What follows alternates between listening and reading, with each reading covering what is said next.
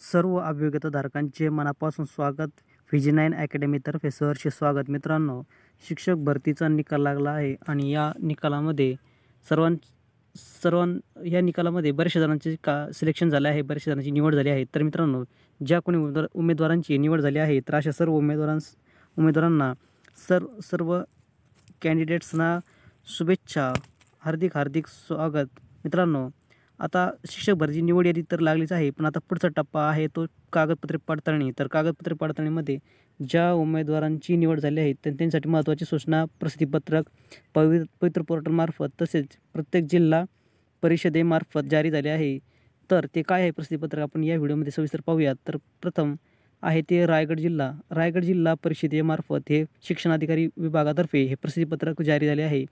ज्या उमेदवारांची निवड झाली आहे त्यांची पडताळणी, त्यांचा दिनांक, कालावधी आणि ठिकाण, कोणत्या ठिकाणी कागदपत्रे पडताळणी होणार आहे, तर याविषयी सविस्तर माहिती या व्हिडिओमध्ये पाहणार आहोत. त्यासोबत कोणकोणते महत्त्वाचे आवश्यक कागदपत्रे आहेत ते पण या व्हिडिओमध्ये पाहणार आहोत. त्यापूर्वी हे व्हिडिओ पाहण्याआधी चॅनलवर नवीन असाल तर प्लीज चॅनल सबस्क्राईब करा, लाईक करा, शेअर करा. तर चला तर मित्रांनो, सविस्तर प्रसिद्धीपत्रक आपण पाहूया.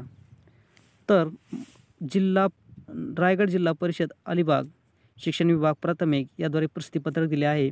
मान्य आयुक्त शिक्षण महाराष्ट्र राज्य यांच्याकडील पत्र व क्रमांक जावक असता प्राथमिक शिक्षण विभाग 106 पदभरती 2024 दिनांक 25/2/2024 नुसार पवित्र प्रणाली अंतर्गत शिक्षक भरती प्रक्रियेतील रायगड जिल्हा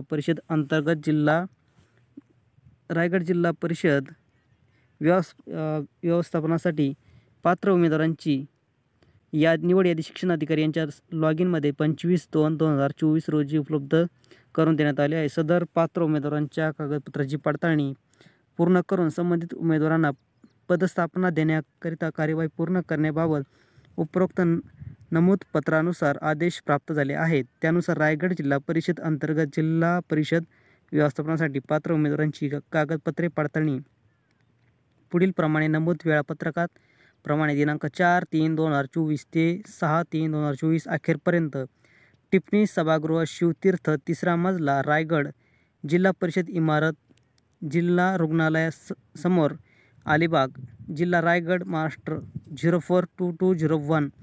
मित्रांनो, परत एकदा सांगतो, दिनांक 3/3/2024 ते 6/3/2024 अखेरपर्यंत टिप्पणी सभागृह शिवतीर्थ 3रा मजला रायगड जिल्हा परिषद इमारत जिल्हा रुग्णालयासमोर अलिबाग जिल्हा रायगड महाराष्ट्र आणि पिनकोड दिला आहे 402201 येथे संबंधित उमेदवारांनी आपले कागदपत्रे पडताळणीसाठी घेऊन जायचे आहे. मित्रांनो, तुमचं जर अलिबागमध्ये सिलेक्शन झालं असेल तुमच्यापैकी कोणाचं, तर ही माहिती खूप महत्त्वाची आहे. तुमचे कागदपत्र घेऊन या संबंधित दिलेल्या पत्त्यावर तिथे तुम्हाला पोहोचायचं आहे. सर्व महत्त्वाचे कागदपत्र घेऊन या दिनांक 3 ते 6/3पर्यंत 3 मार्च ते 6 मार्च या दरम्यान ही कागदपत्रे पडताळणी होणार आहे.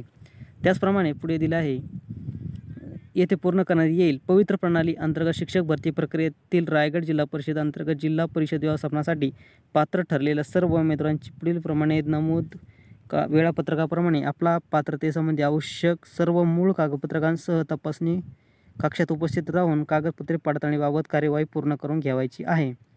संबंधित पात्र उमेदवार पडताळणी कालावधीत पडताळणीसाठी उपलब्ध न राहिल्यास संबंधित उमेदवारांची अनुपस्थिती राज्य स्तरावर कळविण्यात येईल व त्यानुसार पुढील आदेशाप्रमाणे पदस्थापनेबाबत कार्यवाही करण्यात येईल.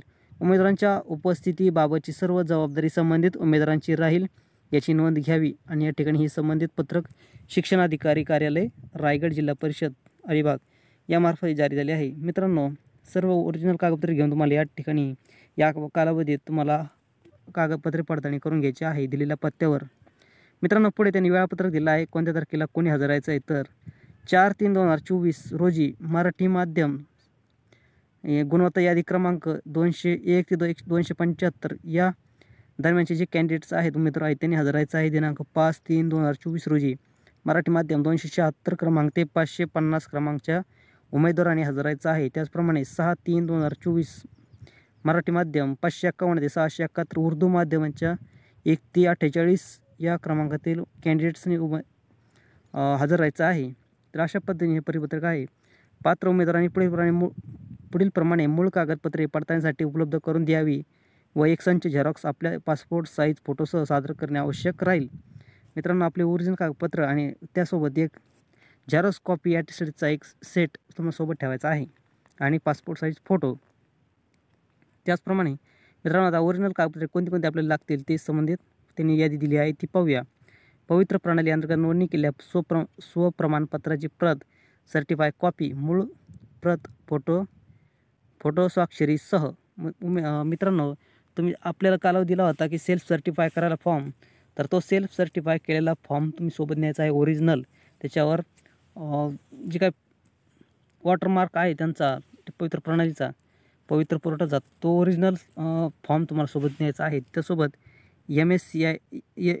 SSC गुणपत्रक 10वीचं मार्कशीट, त्याचप्रमाणे 10वीचं प्रमाणपत्र, त्यासोबत HSC गुणपत्रक म्हणजे 12वी गुणपत्रक, 12वी प्रमाणपत्र, 10वी 12चे गुणपत्रक आणि प्रमाणपत्रक हे चारही सोबत ठेवायचे मित्रांनो. त्याचप्रमाणे पदवी परीक्षा गुणपत्रक म्हणजे डिग्री मार्कशीट, त्याचप्रमाणे पदवी परीक्षा प्रमाणपत्र म्हणजे डिग्री सर्टिफिकेट, पदवीचं गुणपत्रक आणि प्रमाणपत्र दोन्ही सोबत ठेवा. त्यासोबत पदव्युत्तर परीक्षा गुणपत्रक, पोस्ट ग्रॅज्युएशन तुमच्यापैकी झालं असेल तर ते पोस्ट ग्रॅज्युएशनचं मार्कशीट, त्यासोबत पोस्ट ग्रॅज्युएशनचं सर्टिफिकेट प्रमाणपत्र सोबत ठेवायचं आहे. त्यानंतर व्यावसायिक अर्हता 12/2/2006. सर्वात महत्त्वाचा मुद्दा मित्रांनो, हे जे तुम्ही प्रमाणपत्र नेणार आहात ते 12/2/2023 पूर्वीचे असायला पाहिजेत. 12/2/2023च्या नंतरचे नसावेत.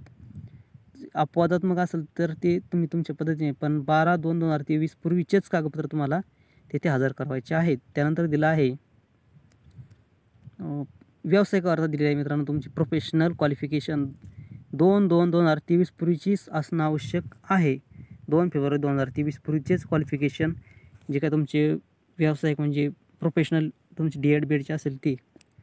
तर शिक्षणशास्त्र पदविका गुणपत्रक D.Ed D.Led D.Ed D.Ch या तुमचं D.Edचे मार्कशीट न्यायचं आहे. त्यासोबत शिक्षणशास्त्र पदविका म्हणजे D.Edचं प्रमाणपत्र म्हणजे सर्टिफिकेट न्यायचं आहे. त्यानंतर शिक्षणशास्त्र पदवी गुणपत्रक, B.Ed मार्कशीट, त्यानंतर B.Edचं प्रमाणपत्र म्हणजे सर्टिफिकेट, त्यानंतर MSc प्रमाणपत्र म्हणजे तुमचं MSc झालेलं असेल, तुम्ही उल्लेख केला असेल तर त्याचं सर्टिफिकेट तुम्हाला दाखवावं लागेल. शिक्षक पात्रता परीक्षा TET प्रमाणपत्र.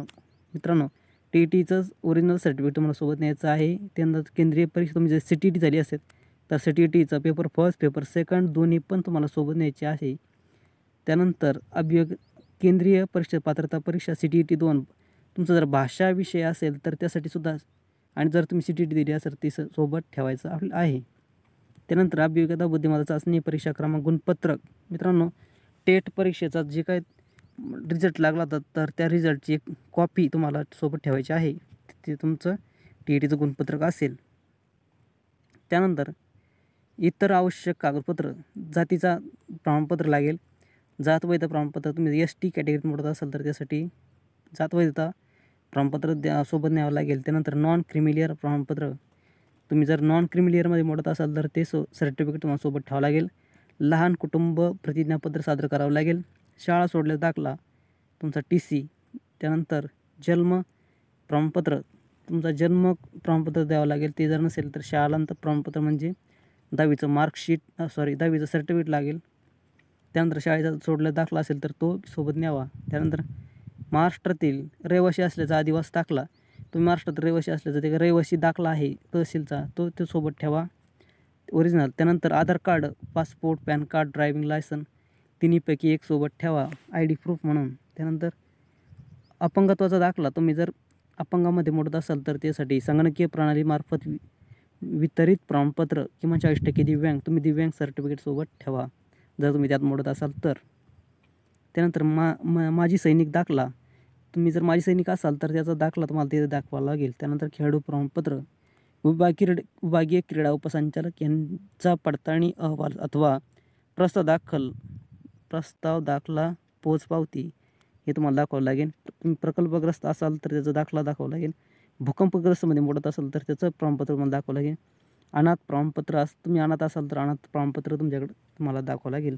त्यानंतर आत्महत्याग्रस्त शेतकरी पाल्य असल्याचे प्रमाणपत्र, तुम्ही सेल्फ सर्टिफाय करताना आत्महत्याग्रस्त शेतकऱ्याचे पाल्य असल्याबाबत टिक मार्क केली असेल तर तुम्हाला त्याचं सर्टिफिकेट दाखवावं लागेल. त्यानंतर 1991 जनगणना, 1994 निवडणूक कर्मचारी. तुम्ही जर निवडणूक कर्मचारी असाल तर त्याबाबतचं तुमचं प्रमाणपत्र. त्यानंतर अंशकालीन कर्मचारी प्रमाणपत्र. तुम्ही जर कधी काळी शासकीय कर्मचारी म्हणून काम केलं असेल कालावधीसाठी 3 महिन्यासाठी, 6 महिन्यासाठी, त्याचं सर्टिफिकेट मला द्यावं लागेल.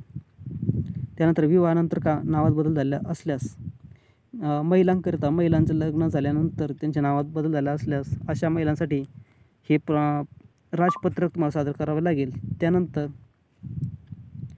हमीपत्र सादर केलेले दस्तऐवज वैध असल्याबाबत हमीपत्र. मित्रांनो, वरील सर्व कागदपत्र माझे आहेत आणि मी माझ्या स्वाक्षरीने ते सर्व तुम्हाला सादर करत आहे. असल्याबाबतचं हमीपत्र तुम्हाला तिथे द्यावं लागेल.